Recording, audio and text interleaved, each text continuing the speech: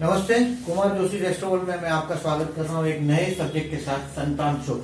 संतान सुख आज मैरिज लाइफ के लिए ये बहुत बड़ा इंपॉर्टेंट वर्ड्स है। और पहले के जमाने की बात थी, जो जब तो ज्योतिष की किताबें लिखी गई तभी द मेजर इशू मतलब कि सब शादी करने का कोई कारण था तो सिर्फ संतान था कि बच्चे होने चाहिए। और इसके लिए आप देखिए मैच मेकिंग में 8 पॉइंट है। नाड़ी के लिए 8 पॉइंट है कि एक नाड़ी होती है वर्ण, वश्य, तारा, योनि, ग्रह, भ्रकुट, नाड़ी और नाड़ी। तो इससे नाड़ी का जो मिलन है उसमें सबसे ज्यादा पॉइंट है, लग्न जीवन का सबसे ज्यादा जरूरी है। तो उस जमाने में ऐसा था कि इशू यानी कि बच्चे, संतान सुख का बहुत बड़ा ज्यादा मार्क्स बोल के उनको 8 मार्क था। अभी 32 मार्क का पेपर है, उसमें से 8 मार्क हमने उनको दिया हुआ है। तो अभी उस जमाने की बात है। अभी इस वक्त तो छोड़ देते हैं इस बात को। और इस वक्त मैं इसको आपको संतान सुख के बारे में डिस्क्राइब कर रहा हूं कि मैंने जो इतने साल में मेरा जो एक्सपीरियंस है वो मैं जो देखा हूं चाइल्ड के बारे में, बच्चों के बारे में, तो वो मैं आपसे शेयर कर रहा हूं कि संतान सुख को किस तरह से देखते हैं। अभी ज्योतिष की जो परिभाषा है उसमें आप देखिएगा कि जब हम ये संतान सुख का मामला जो है, यानी कि संतान जो हमारे मैरिज लाइफ के लिए बड़ा इंपॉर्टेंट इसलिए है क्योंकि हमारे बुढ़ापे में, ओल्ड एज में हमारे लिए सपोर्टिंग रोल है बच्चे का। अगर जो बच्चे कपूत है तो आपको 100% प्रॉब्लम होगा। और ये मैरिज लाइफ के लिए आप जज कर सकते हैं, दोनों कुंडली में देखकर आप जज कर सकते हैं कि दोनों कुंडली में से समझो कि एक कुंडली में अगर जो अच्छी पोजीशन है गुरु की, तो मैं आपको बता रहा हूं कि मैंने जो शेयर किया हुआ है, जो नॉलेज लिया हुआ है, वो मैं आपको आज बता रहा हूं कि संतान सुख को किस तरह से डर्ट करेंगे। कि संतान बोलेगा तो ये गुरु उसका कारक है। आप पहली बार इसका कारक समझ लीजिए, संतान का कारक गुरु है, मतलब गुरु इसका कारक है, जुपिटर। गुरु अगर कुंडली में 6, 8, 12 में गया यानी कि कमजोर हो गया, यानी कि गुरु कमजोर हो गया तो संतान सुख में प्रॉब्लम होता है। वेरी फर्स्ट याद रखिएगा, संतान सुख का कारक गुरु मजबूत होना चाहिए कुंडली में। और जब एक कुंडली में अगर जो वो गड़बड़ जाता है तो दूसरी कुंडली में अच्छा चाहिए। नहीं तो आप मैच मेकिंग करके अगर वो शादी करा देते हैं तो आज भी तो कल वो इश्यू होगा। गुरु संतान कारक है और वो संतान इशू देने वाला जो ग्रह है, जैसे कि सेक्स का कारक है शुक्र है, लेकिन बच्चा तो गुरु ही देता है। तो गुरु कारक है बच्चों का, तो गुरु आप हमेशा कारक के हिसाब से देखिए। फिर आपको मैं बता रहा हूं कि इसमें हमारे जो पुराना जो किताब है उसमें देखिए, एक तो फर्टाइल राशि यानी फलद्रुप, फर्टाइल राशि है, एक इनफर्टाइल राशि है जो कम फलद्रुप है, मतलब इतनी फर्टाइल नहीं है। और एक को चलते हैं कि ओके मानकर चलते हैं कि इसके बारे में, इसमें एक वंध्या शब्द भी इस्तेमाल होता है जो इनफर्टाइल राशि है, उसके बारे में देखिए। सबसे फर्टाइल राशि है कर्क, वृश्चिक और मीन, ये जल राशि है। ये जल राशि अगर पंचम स्थान में है, यानी कि यहाँ आपके लग्न कुंडली की बात करता हूं मैं, ऑलवेज ये लग्न कुंडली से ही बोलता हूं और आपको लग्न कुंडली से मैं फिर से आपको बता रहा हूं कि देखिए फर्टाइल राशि है 4 यानी कर्क। यहाँ कर्क आएगा तो यहाँ मीन आ जाएगी। बाहर 1, 2, 3, 4 कर्क, वृश्चिक, यहाँ कर्क है लग्न, वृश्चिक लग्न या मीन लग्न। ये 3 लग्न अगर आ गए संतान स्थान में, ध्यान रखिएगा इफ यू फाउंड दिस कर्क राशि इन द 5th हाउस, वृश्चिक राशि और मीन राशि, तो ये अगर पंचम स्थान में है तो ये फर्टाइल राशि है। अभी इनफर्टाइल राशि कैसे गिनते हैं वो मैं बता रहा हूं आपको कि कौन सी राशियां इनफर्टाइल है। आपको वो केयरफुल रहना है मैच मेकिंग के टाइम की किस तरह से इनफर्टाइल राशि है। तो देखिए कौन सी इनफर्टाइल राशि है, तो बुध की राशि है मिथुन और कन्या। मिथुन और कन्या, ये बुध नपुंसक ग्रह है। ये नपुंसक ग्रह से क्या पैदा होगा, नपुंसकता ही पैदा होगी। तो ये नपुंसक ग्रह को हमने इनफर्टाइल में कंसीडर किया है। यानी कि अगर जो 4, 8, 12 अगर ये फर्टाइल राशि है तो कोई प्रॉब्लम नहीं है। दोनों कुंडली में से इस तरह से देखा जाता है, मिथुन, कन्या, सिंह और मेष, ये इनफर्टाइल है। देखिए इसको तो वंध्या राशि तो बोलते हैं, वंध्या, ये फर्टाइल है, इसको बहुत बच्चे होते हैं। और ये इनफर्टाइल है, मतलब इसको बच्चे नहीं होते, ये वंध्या राशि बोलते हैं इसको, वंध्या।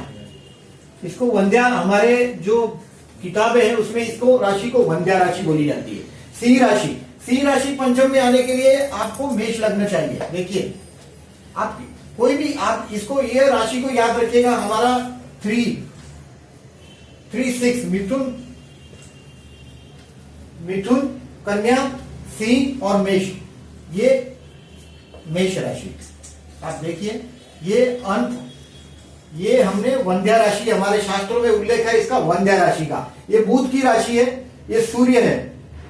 और सिंह राशि को ये लोग काक वंध्या बोलते हैं। हमारे शास्त्रों में इसका शब्द का उल्लेख है इस तरह से, काक वंध्या। काक वंध्या मतलब कैसा होता है, अगर ये लड़के होते तो लड़के ही होंगे, लड़की होती तो लड़की होती है। मेष लग्न को ये चीज दिखाई देती है, काक वंध्या शब्द इस्तेमाल होता है। काक वंध्या बड़ा अजीब शब्द है, लेकिन ये शास्त्रों में उल्लेख है। उस जमाने में किसी किसी को 8-8, 10-10, 12-12 बच्चे होते थे, उस जमाने की ये बात है।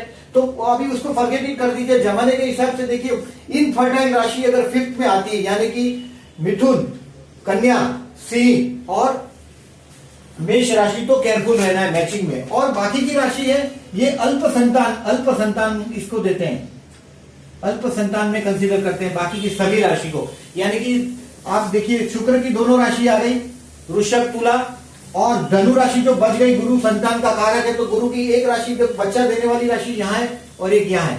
फर्टाइल में एक अल्प संतान में है, और शनि की दोनों राशि अल्प संतान में, यानी कि शनि की राशि तो डेफिनेटली देखिए, शनि की राशि को अल्प संतान में लिया है, इनफर्टाइल में नहीं लिया है, याद रखिएगा।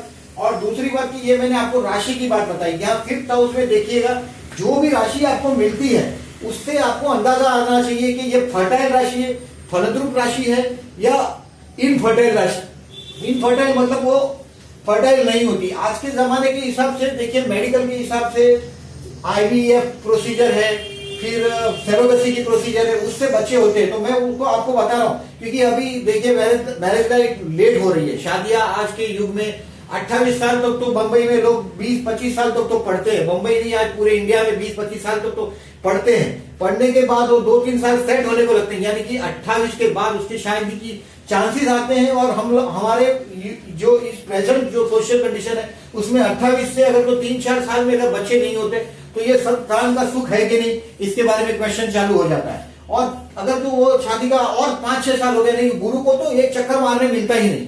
अगर बच्चा देने वाला ग्रह है गुरु, गुरु संतान का कारक है, जब भी ट्रांजिट में ये 7th हाउस को एस्पेक्ट करेगा, 5th हाउस को, संतान स्थान को एस्पेक्ट करेगा, यानी कि वो लग्न में हो गुरु, 11 में हो या 3rd में, इवन 3rd, ये पंचम से पंचम है। मैं फिर से आपको एक्सप्लेन करूंगा, इसको डिटेल में वापस बता रहा हूं। तो जब इसके लिए थोड़ा समय कम मिलता है हमारे पास, तो ये इसके लिए तुरंत ये संतान स्थान के लिए फिर से आपको देखना पड़ेगा। तो इसके लिए मैच मेकिंग के टाइम इसको केयरफुल रहना है। अभी ये फर्टाइल इनफर्टाइल की मैंने जो बात बताई है, इसको थोड़ा ध्यान दीजिएगा। जब मैच मेकिंग करेंगे तभी संतान सुख के बारे में, अभी संतान सुख के बारे में और अभी फर्दर में डिटेल में जा रहा हूं। देखिए, संतान सुख का कारक है गुरु, और गुरु ही अगर 5th में है, गुरु अगर 5th में है, देखिए इसमें मैंने जो मेरे पास जो कुंडलियां है उससे ही मैंने सब कुछ पाया है ज्ञान, वो मैं आपको शेयर कर रहा हूं। अगर संतान स्थान में गुरु दिखाई दे रहा है किसी की भी कुंडली में, ये गुरु कारको भाव नाशाई करता है। एक गुरु का ऐसा प्रिंसिपल है, कारको भाव नाशाई, यानी कि संतान स्थान में रहेगा तो ये संतान सुख को हानि करता है। ये ज्यादातर मैंने देखा है कि संतान सुख नहीं देता। गुरु पंचम में है तो ये मान लो कि आपको इशू होने के चांसेस कम बताता है। अभी आप देखेंगे कि कभी कभी मैं देखता हूं कि ये 5th हाउस में गुरु है समझो, तो ये आपको ये एजुकेशन में भी ट्रबल देता है। अभी इसमें एक गुरु अगर पंचम स्थान में है तो उसके बारे में ये ऐसा मैंने ऑब्जर्व किया है कि ये पंचम स्थान का गुरु या तो आपको प्रॉपर्टी देगा, यानी कि बहुत सारा संपत्ति देगा, या तो संतान देगा। यानी कि 5th हाउस में गुरु है तो वो आपको स्ट्रगल देगा, आइदर वो बच्चों का सुख में तो कुछ ना कुछ हानि करता ही है। लेकिन अगर जो 5th हाउस में गुरु है तो आइदर चीज है इसमें से, आपको संतान सुख की माइनस करने के लिए गुरु पूरी कोशिश करेगा, आपको कारको भाव नाशाई की बात है। और ये गुरु एक कुंडली में ऐसा है, अगर दूसरी कुंडली में भी ऐसा है तो मैच मेकिंग को ना कर दीजिएगा। दोनों कुंडली में गुरु 5th हाउस में नहीं चाहिए, ये मेरा पर्सनल एक्सपीरियंस है। मेरे पास ऐसे चार्ट है जो मैं आपको बता सकता हूं, मगर वो उनके लिए ये दुख का विषय है। अगर मैं उनका चार्ट आपके साथ पब्लिक में शेयर करूंगा तो ये अच्छी बात नहीं है। इसके लिए मैंने डिसाइड किया कि मैं पर्सनल चार्ट नहीं शेयर करूंगा उनका। मेरे पास ऐसे चार्ट है कि जिसमें दोनों ही चार्ट में पंचम में गुरु होते हैं, तो ये इशू का चांसेस नहीं बताते। अभी गुरु देखिए, मैं संतान स्थान है 5th हाउस, ये हमारे आज का जो संतान का जो क्वेश्चन है, इशू, वो 5th हाउस से संबंधी है। ध्यान से देखिएगा, यहां से 6th हाउस यानी कि कर्मस्थान, 1, 2, 3, 4, 5 और 6। अभी यहां 8वां स्थान, 7, 8 और ये 12, 8, 9, 10, 11, 12, 6, 8 और 12वां स्थान, देखिए मैं वापस एक बार बताता हूं आपको। संतान स्थान से 6, 8 या 12, 1 2 3 4 5 6 7 8 9 10 11 और 12, ये 3 स्टार ऐसे हैं जिसको कभी इग्नोर नहीं कर सकते। जैसे कि यहां समझो अगर गुरु है 12वें स्थान में, हो गया तमाम काम। संतान स्थान का कारक गुरु है और वो 12 में चला गया। 6 8 12 में गुरु नहीं चाहिए, ये 8 ये 12वां गुरु आ गया लग्न कुंडली से, तो ये भी रिजल्ट अच्छा नहीं देगा। अगर कर्मस्थान में गुरु है देखिए, तो इसका प्रॉब्लम नहीं है। अगर कर्मस्थान में गुरु है तो इसका प्रॉब्लम नहीं है। ये बच्चों को स्ट्रगल से बड़ा करना पड़ेगा और कुछ नहीं है, बुढ़ापे में संभल जाएगा। लेकिन यहां अगर जो राहु है या मंगल है, तो ये संतान स्थान से 6 या 8वां, ये जो कर्मस्थान है, कर्मस्थान का पापग्रह संतान के लिए पीड़ा है। मैंने एक आर्टिकल लिखा था कि आपका कर्म है वो संतान के लिए तकलीफ है। जब देखिएगा संतान स्थान से कर्मस्थान 6वां है, 1 2 3 4 5 और 6वां है। और अगर हमारा कोई भी दुष्कर्म है, जैसे कि राहु है 10th में, मंगल है, राहु एक एम्पायर खड़ा कर देता है 10th हाउस में, मंगल है आपको अथॉरिटी देता है। और सत्ता मिलने से राहु और मंगल, सत्ता मिलने से आदमी जब अगर गलत काम करता है तो उसको इससे उसके संतान को भुगतना पड़ता है। 1 2 3 4 5 और 6 राहु और मंगल जैसे ग्रह अगर जो आपके कर्मस्थान में है, तो आपको संतान को आपके कर्मों का ट्रबल होगा। ये ज्योतिष के चार्ट में दिखाई देता है और ये इंटरप्रिटेशन में मैंने देखा भी है, मेरा एक्सपीरियंस भी है। अभी 12वां गुरु है तो भी मैंने देखा है कि कभी कभी मैंने ऐसा भी देखा है कि 12वां गुरु है उसको किसी भी कुंडली में, तो वो भी अच्छा नहीं है, वो अच्छा रिजल्ट नहीं देता है, क्योंकि वो संतान स्थान से 8वां है। यानी कि 6 8 और 12वां, यानी 4th हाउस का गुरु भी चलो इतना नेगेटिव गुरु यहाँ रिजल्ट खराब नहीं देता। मगर यहाँ देखिए, अगर यहाँ राहु है तो ये संतान स्थान से 12वां हो गया। आप देखिएगा चौथा राहु है, वो संतान स्थान से 12वां है, तो ये भी बुढ़ापे में तकलीफ देता है आपको। संतान स्थान से 12वां राहु से ही वो तकलीफ दे देगा। अगर जो ये 4th हाउस में राहु अगर गुरु से आस्पेक्ट नहीं है तो आपका बुढ़ापा खराब कर देगा। और वो बुढ़ापा खराब करने में रोल आपका संतान का ही होगा। क्योंकि देखिए आजकल मैं देखता हूँ कि वृद्धाश्रम और ये सब आश्रम बहुत बड़े हुए हैं चारों तरफ, और इसका वजह यही है कि आपके यहाँ पापग्रह है राहु मंगल जैसा, और या तो यहाँ पापग्रह है, तो ये आपका बुढ़ापा खराब करने के लिए सफिशिएंट है। अभी ये हो गया आपका 6 8 12वां।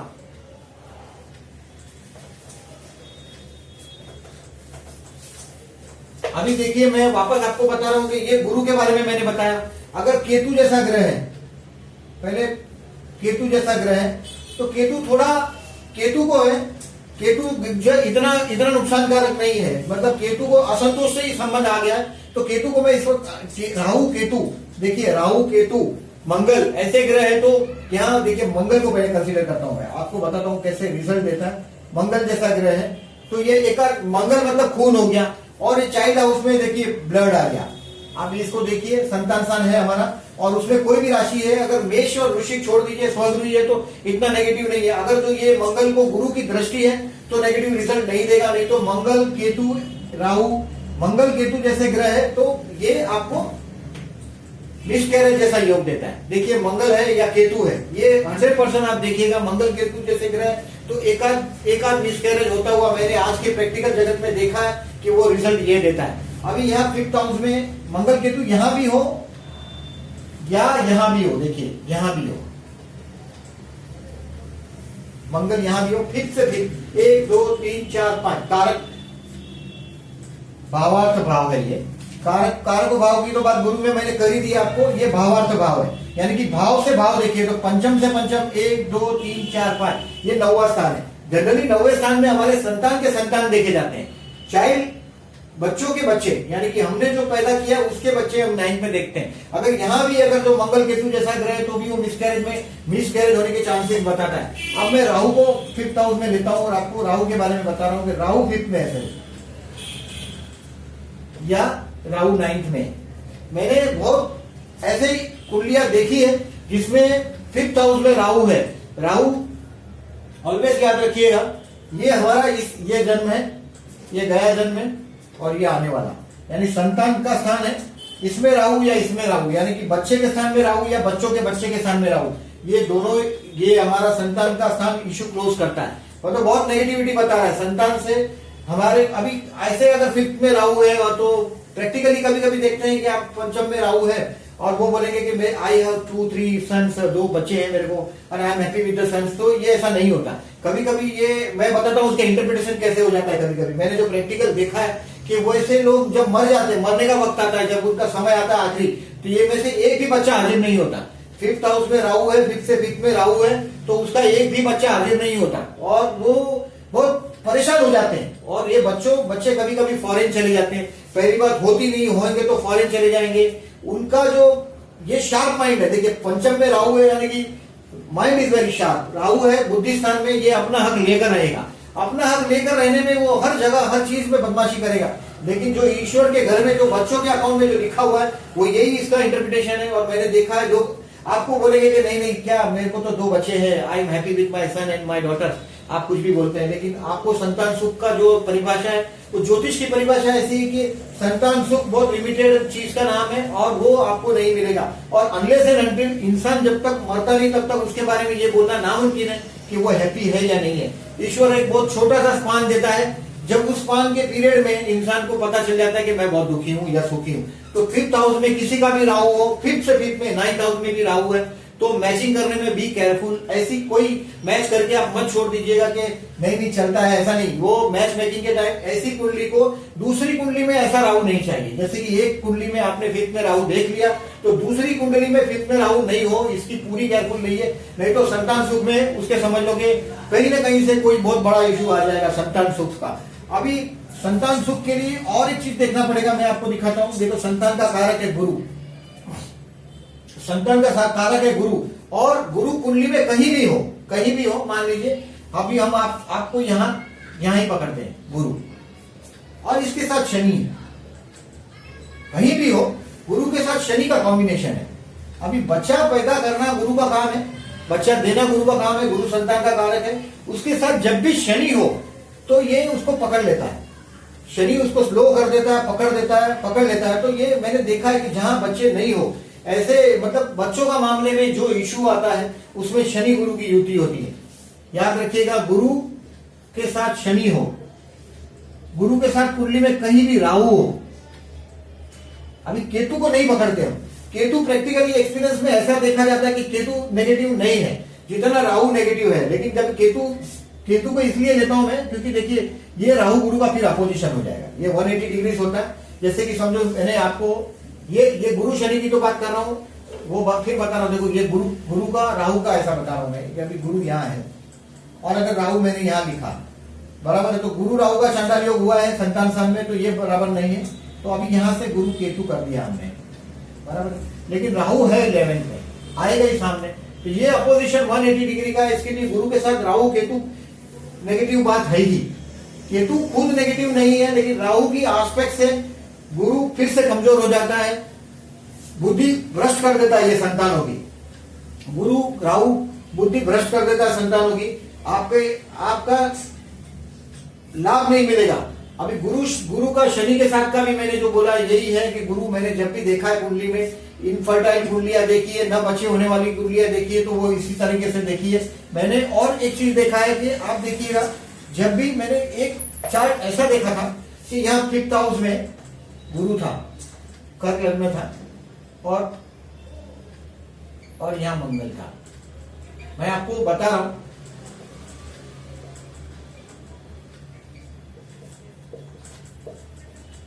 ये मेरे लाइफ का बहुत अच्छा एक्सपीरियंस है। एक चीज कि देखिए इसको 5th हाउस में जुपिटर है, कारको भाव नाशाय कर रहा है।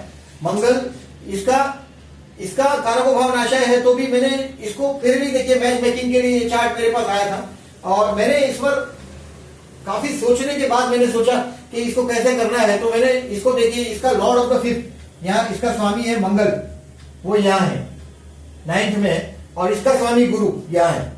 देखिए ये किस तरह से परिवर्तन, Lord of the 5th in the 9th and Lord of the 9th in the 5th। ये कुंडली में बाकी ग्रह की पोजीशन में इसको आपको यहाँ इंपोर्टेंट नहीं समझता देने के लिए, और ये आपको ये पोजीशन थी और मैंने इस कुंडली को मैच करके छोड़ दिया था। और आफ्टर सो मेनी टाइम, ये काफी टाइम तक इसमें इशू नहीं थे, बट क्योंकि कारको भाव नाशाय का गुरु रोल कर रहा था, और जैसे ही ट्रांजिट में जुपिटर ठीक हुआ और वो बच्चे हुए इसको सी पंचमेश भाग्य में और भाग्येश पंचम में है, ये परिवर्तन है। जब परिवर्तन हो जाता है गुरु तो ये शुभ हो गया। कारको भाव नाशाय का रोल नहीं दे पाया ये गुरु, पंचम का गुरु कारको भाव नाशाय का रोल नहीं दे पाया, क्योंकि मुझे उसमें उम्मीद थी। और मैं आपको अभी भी एक दो बात और बता रहा हूं कि गुरु अगर जो आपका गुरु शनि के नक्षत्र में है, आप देख लीजिएगा शनि के नक्षत्र हो या राहु के नक्षत्र है, गुरु आपकी कुंडली में शनि या राहु के नक्षत्र में है, तो याद रखिएगा, इसको आसान मत समझिएगा। गुरु शनि के नक्षत्र में हो या राहु के नक्षत्र में हो, यह आसान नहीं है। आपके फर्टिलिटी के, बच्चों के मामले में, संतान सुख के मामले में वो गड़बड़ कर रहा है। तो ये मैच मेकिंग के टाइम जब देखने की वाली चीज है कि संतान सुख में, हमको संतान सुख में क्या क्या देखना है। It's not easy.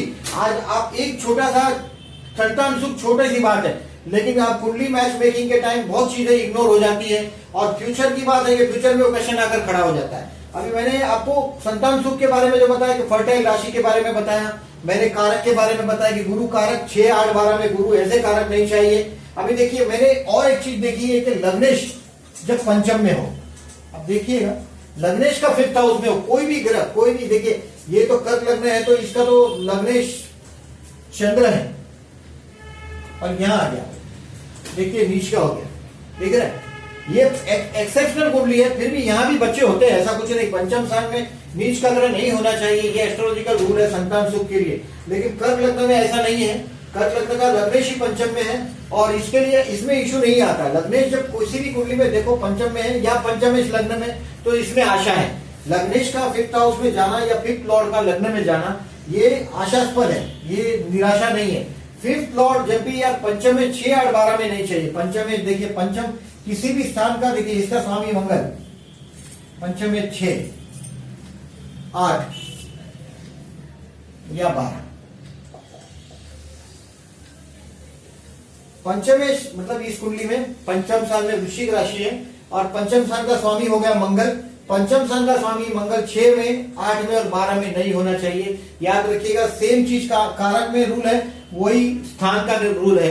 पंचम स्थान में पापग्रह नहीं चाहिए, मंगल जैसे पापग्रह नहीं चाहिए, वो मिसकैरेज कराते हैं। केतु जैसा ग्रह भी वही कराता है। राहु जैसा ग्रह तो अगर जो आपको पुत्र ना दे तो ही भला है उसमें। राहु 5th में हो, आपको बच्चे ना हो तो ही भला है। बच्चे भी हो तो उसमें लड़कियां हो तो ठीक है, शादी करके चली जाती है। लड़के हो तो आपका बुढ़ापे में वो आपको कहीं ना कहीं से कुछ ना कुछ पिंच करेंगे, लेकिन इसमें आशा, जैसे कि अभी पंचम में राहु है समझो, मैं फिर से फर्दर थोड़ा अच्छा क्लैरिफाई कर रहा हूँ, आपको याद आ गया कि पंचम में राहु है मगर तो गुरु यहाँ है आपके, देखिए समझ गया, गुरु यहाँ है तो ये गुरु, इसको गुरु भी इस पर दब जाएगा, राहु की दृष्टि में आ जाएगा गुरु। तो राहु इतना नेगेटिविटी नहीं कम हो सकता है, यहाँ गुरु हो तो भी हो सकता है। देखिए ये राहु दब जाएगा और गुरु यहाँ हो, यहां से इसकी 9वीं दृष्टि है, 1, 2, 3, 4, 5, 6, 7, 8 और 9, यानी कि ये राहु दबना चाहिए और ये राहु गुरु से दब सकता है। ये राहु गुरु से कैसे दबेगा? पंचम स्थान में अगर राहु किसी का देख लिया 2 कुंडली में से, तो दूसरी कुंडली में कोशिश कीजिएगा कि गुरु लग्न में हो, 11th में हो या 9th में हो, तभी ओके करिएगा, नहीं तो ये ज्योतिष शास्त्र का नाम खराब होने वाला बात है। ये ऐसा चीज है कि अगर आप मैच मेकिंग में ओके कर देते, एक को राहु पंचम में देख लिया और आपने कुंडली चला दी, दूसरी कुंडली में पंचम में 6, 8, 12 में है या दूसरी कुंडली में गुरु 12 में है, तो समझ लीजिए प्रॉब्लम होगा। वो कब प्रॉब्लम होगा? या तो इशू होंगे नहीं, बुढ़ापे में प्रॉब्लम होंगे। तो याद रखिएगा कि जब मैच मेकिंग करते हैं, जब कुंडली पर दूसरी कुंडली रखी जाती है और सेम कुंडली में अगर जो ये राहु दब जाता है, वो उसी कुंडली में अगर जो वही जिनका राहु 5th में, उनको अगर जो गुरु भाग्य में है, लाभ स्थान में है, 11वें स्थान में है या लग्न में है, तो ये पंचम स्थान का राहु दब जाएगा, तो कोई प्रॉब्लम नहीं है। अदरवाइज आपको केयरफुली मैच करना है। संतान सुख के बारे में ऑलवेज याद रखिएगा कि इट्स नॉट इजी।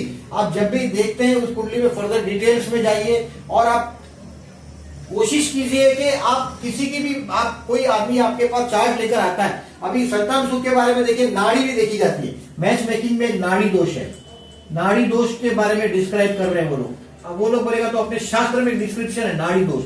नाड़ी दोष में आद्य, मध्य, अंत्य 3 नाड़ी है हमारे। 3 नाड़ी में से जो मध्य नाड़ी है, आद्य, मध्य और अंत्य, आद्य, मध्य और अंत्य, ये 3 नाड़ी है।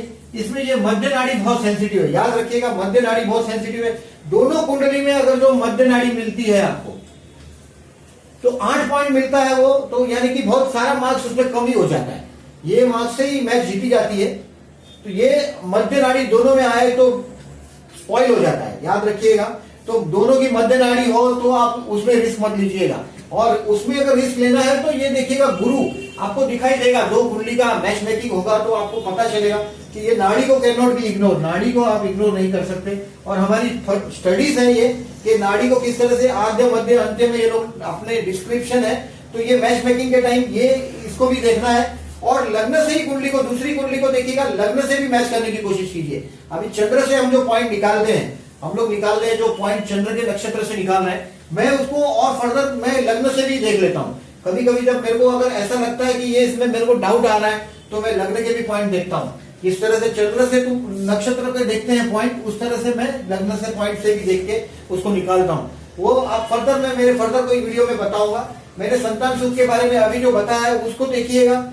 मैरिज लाइफ का मेरा जो एक वीडियो है उसको भी फर्दर आप डिटेल्स में देखेंगे तो आपको और डिटेल्स इसमें सब आपको समझ में आएगा। और जो लोगों के लिए ये मैच, आप देखो शादी करने के बाद आप क्वेश्चन पूछेंगे कि साहब मेरे को बच्चे होंगे या नहीं होंगे और कब होंगे, तो ये गड़बड़ है। आपको मैच ज्योतिष के पास जो अगर मैच मेकिंग करते हैं तो परफेक्ट मैच मेकिंग होनी चाहिए। अगर तो आप परफेक्ट मैच मेकिंग तभी नहीं करते तो फिर उसमें कोई अर्थ ही नहीं है ना, बाद में कोई अर्थ नहीं है। इसके लिए संतान सुख का जो मामला है, इसको मैच मेकिंग से आप इसमें जीत हासिल कर सकते हैं। और ये ऐसा नहीं हो सकता एक कुंडली से आज बच्चे का मामला है, वो दो कुंडली का मामला है, एक कुंडली का मामला नहीं है, एक बच्चे दोनों के हैं। तो इसको हमेशा केयरफुली याद रखिएगा। और आपके इस वीडियो को देखने के बाद आपको इसमें कुछ और सुझाव है, कुछ और सजेशन है, तो प्लीज मुझे मैसेज कीजिएगा। और डेफिनेटली मुझे आपका मैसेज का इंतजार है। और अगर जो आप कुछ सुझाव देना चाहते हैं तो मेरे को सुझाव दीजिएगा। और मेरा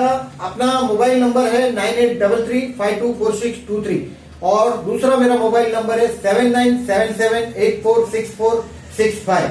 ये मोबाइल पे आप मेरे को दूसरा जो नंबर है 7977846465, ये मेरा व्हाट्सएप नंबर भी है। आप मुझे व्हाट्सएप पे मैसेज कर सकते हैं और मैसेंजर पे भी मैसेज कर सकते हैं। मैं डेफिनेटली इस वीडियो के बारे में कोई भी क्वेश्चन होगा तो मैं आपको रिप्लाई करूंगा। और मेरे जो वीडियो अभी तक जिसने सब्सक्राइब नहीं किए प्लीज सब्सक्राइब कीजिएगा मेरे वीडियो को। और अच्छा लगता है तो प्लीज ये वीडियो को लाइक कीजिएगा। और अगर आप ये लाइक करने के बाद अगर जो आपको अच्छा लगता है तो आपके फ्रेंड्स ग्रुप में इस वीडियो को प्लीज फॉरवर्ड कीजिएगा, ऐसा मैं आपको रिक्वेस्ट कर रहा हूँ। और प्लीज इंतजार कीजिए मेरी फर्दर के लिए, मेरा फर्दर वीडियो के लिए इंतजार कीजिएगा। और आपने इतनी ध्यान से मुझे सुना इसके लिए थैंक यू वेरी मच। नमस्ते।